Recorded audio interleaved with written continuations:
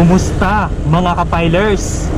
Medyo natagalan lang po tayong hindi nakapag-upload kasi matagal rin po tayong hindi nakagala dahil sa noong nakaraang buwan nagdire-diretso po ang pag-ulan po dito sa may Batangas. Yan. Dito po sa portion na to, nandito po ako sa may Barangay Sampaloc ng Talisay. Ito yung portion na nabalita dati na may gumuho dito noon ng Bagyong Christine. Ayan, medyo nababakas pa rin siya. At saka kaya rin po tayo natagalan dahil sa may pinagdaanan rin po ang inyong lingkod ng hindi inaasahan. Pero ngayon ayos-ayos na po tayo. Kaya simulan na natin ito.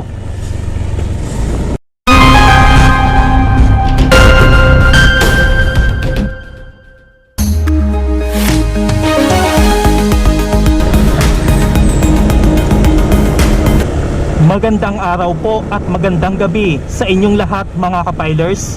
Muli akong nagbabalik para sa panibagong edisyon ng ating road trip adventures na kung saan, ayan, ito po yung nabalita na may gumuho po dito o landslide. Tignan po natin ito pansamantala. Ayan o.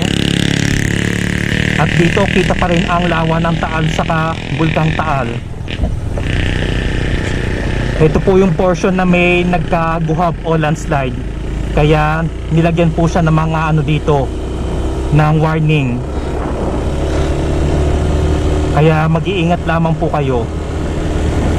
Bale itong bayan ng Talisay isa po ito sa mga binabalik-balikan ko dahil napakaganda po ng lugar na ito. At ayan po natatanaw pa rin natin ang lawa ng Taal saka yung Bulkang Taal. Bale ito mga kapilers naging sentro po ito ng kontrobersiya dahil dyan po daw itinapon ang mga labi ng mga nawawalang sabungero, pero may mga nakala po daw dyan ng mga kalansay, pero siya po ay idadaan pa po yan sa forensic DNA expert. Yan. Sa bidyong ito mga kapilers aalamin natin ang current situation kung nadadaanan na ba yung spillway detour dito po sa may bayan ng Laurel na tayo'y papasok na, saka po doon sa may Jokno Highway na kung saan ay may malaking landslide o guhab doon sa may kalsada papuntang Tagaytay.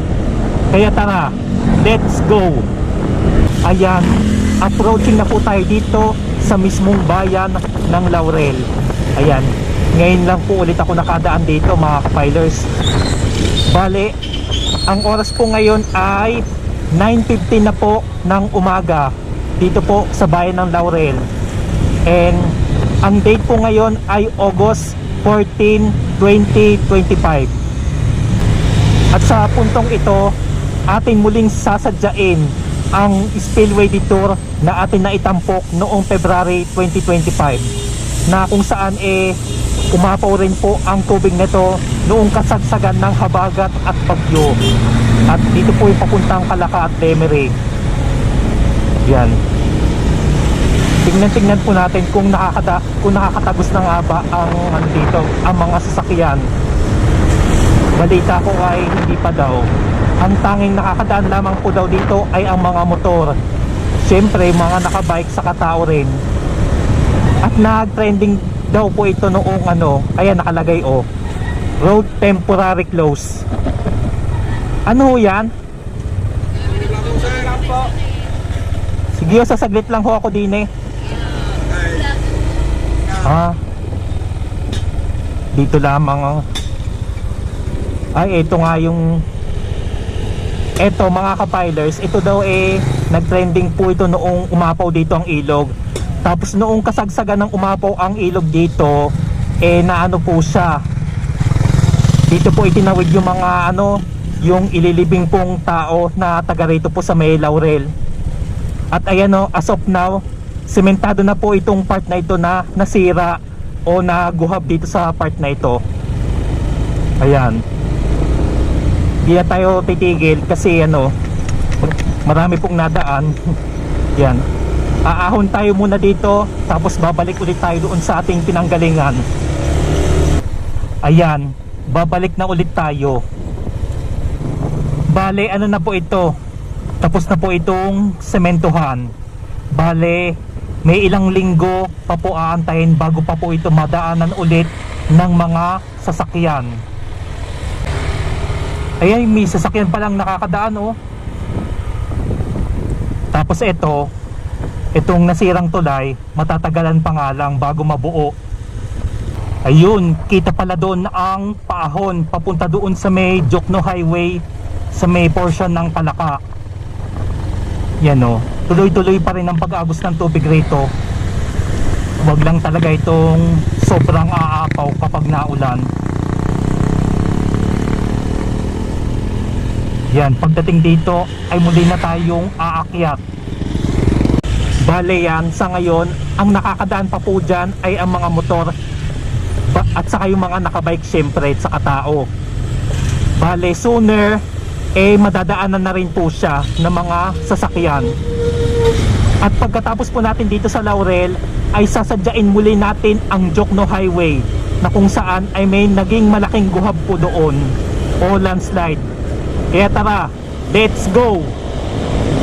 Aahon ulit tayo dito sa may papuntang Tikob. Yan o, grabe, ganyan kasolid at katarik dito.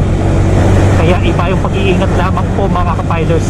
At ikukondisyon nyo po lagi ang inyong mga motor, tricycle at ang inyong mga sasakyan. Medyo malayo pa yan dito. At ang oras po ngayon ay 9:26 na po ng umaga dito po sa may portion na ito. Hindi ko po alam kung anong barangay pa po ito eh. Ang nakakasakop po doon ay sa may barangay Tamayo ng Palaka City, Batangas, yung nadaanan po natin dati. Magdedire-diretso pa po tayo. Ayan, approaching na tayo dito sa may dito sa may mataas na pader na ito. At medyo malapit na rin po tayo doon sa may doon sa may barangay Tamayo ng Palaka. Para akong nagra-rides dito sa Great Ball. Parang Great Ball ang itsura nito eh. Tapos may madadaanan pa tayo ditong pa-curve na palusong tapos aahon. Yan o, napakaganda ng view. Na-miss kong dumaan dito. Noong isang taon pa ako nakadaan dito. Ay hindi pala, noong May lang. Ito yung napagkakamalan kong letter U na kalsada. Pero hindi naman siya sobrang U. Kapag ito'y sadyang talagang naka-letter U ang kurba nito, ay sobrang tarik nito. Yan o, pagkababa natin dito ay aahon ulit tayo dyan. Tapos ayan o, dito sa may gawing kaliwa ko, yan o, may pader. Malakas pa rin maka-Great Ball. Yan, pagdating dito maliit ang kalsada. Aahon pa tayo sa may puntang Canyon Woods. Kumbaga madadaanan lang natin yon. Ayan, malapit na tayo mga kapilers. Ayan, ito yung papasok ng Canyon Woods. Isa ito sa mga alternate route nila. Ayan, may daan po dito papasok. Yan. At aahon ulit tayo dito. Bale, ito na yung pinakahuling ahon na mai-experience nyo rito. Ayan no, ang tatayog ng mga puno. Ang lamig. Bale, ito ay nasa Tagaytay na po tayo. Yan no, may truck na naahon. Wag lang tayo lalapit. Ayan no, keep distance. Kasi baka biglang humarurot pa atras. Yan, nagpasan na natin kasi naman wala naman nadaan pa. Kumbaga pakiramdaman lamang.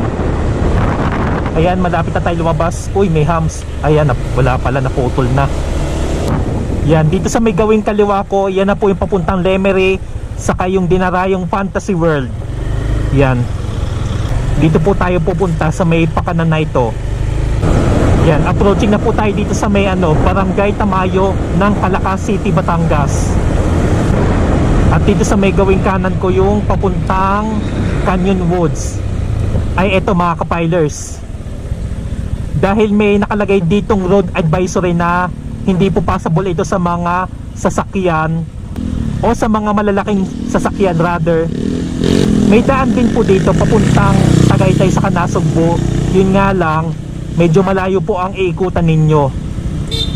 Bali nakadaan na po tayo dito noong May, noong nagpunta ako dyan sa may Mountain View Lomi House, saka doon sa bundok ni Maria. Yan. Bali ilalagay ko po sa description link yung napuntahan natin doon. Basahin nga natin to. Yan o, sarado pa rin po ang Jokno Highway. Yan, is temporary closed to all types of vehicles. Pero diretsuhin pa rin natin kasi sabi nila mga motor, mga nakabike pa rin daw ang nakakadaan dito. Kung may napapansin kayo o kung may nakikita man kayo mga sasakyan na nadaan dito, eh yun po ay mga taga rito o lehitimong taga rito. Yan, isa pa ito sa daanan papuntang Canyon Woods Residential Resort. Wow, ang ganda yun. Wow, ang ganda oh. Tanaw na tanaw ang mga bundok dito. Saka yung slope ng bundok. Namiss ko ulit dumaan dito mga kapilers oh. Yan. Tarik niya no. Lupit. Dito tayo sa may Lehardin. Yan oh, mahamog pa rin sa puntong ito. As of now, maluwag pa rin ang kalsada rito. Wala pa kayo makikita nadaan dito mga malalaking sasakyan. Ay, eto na yun mga kapilers. Oh, nakalagay, slow down, left lane closed due to road slips 200 meters ahead. Eto na po, approaching na po tayo rito. Hanggang dito lang muna talaga ang mga sasakyan. Bali karamihan po ay mga taga rito lang po. Ayan, ating sisilipin kung gaano nga ba kalaki. Hanap muna tayo ng parking. Heto pa rin ang kanyang kondisyon o road condition as of August 14, 2025. Grabe po ang landslide o yung guhab niya. At dito sa may parting ito, talagang nabitak siya sa walang humpay na patuloy na pag-uulan noong nakaraang buwan itong July 2025, dala ng bagyo at habagat. At dito sa portion na ito ay kasalukuyan pa rin na bale yun lamang mga motor at saka itong mga nakabike lang nakakadaan rito. Kahit yung bahadge o yung bukyo hindi rin sadya makatawid. Ayan, hindi na tayo nagmotor dito. Kumbaga lalakarin na natin hanggang doon sa may labasan.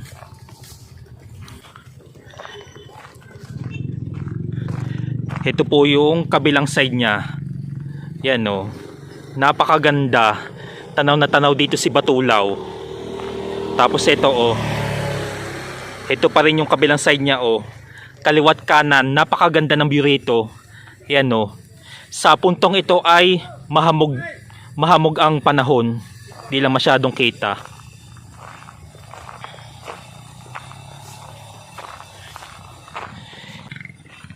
Hindi na ako nag-atubili na magmotor dito. Kumbaga papakita ko na lamang na ganito pa rin ang malulusutan nyo rito.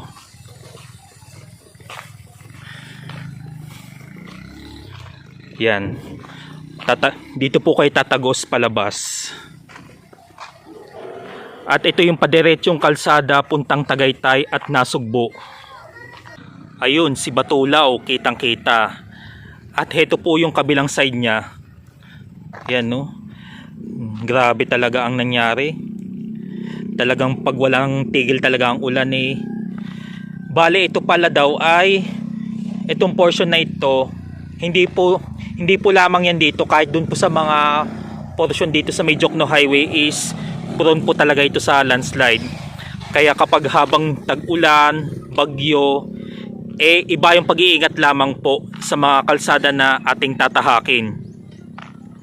Ayan mga kapilers, ayan po ang ating road condition update mula po dyan sa may bayan ng Laurel, sa may Spillway Detour hanggang dito po sa may Jokno Highway landslide. Ayan. At kung nakaabot man kayo sa dulo ng bidyong ito, ay maraming salamat po sa inyong pagsuporta at panonood. Muli mga kapilers, ito po si JJ na nagpapaalaala sa inyo ng having safe and happy trip sa ating lahat. Kita-kits muli tayo sa mga susunod pa nating mga edisyon. Just like, share, subscribe, and God bless us all.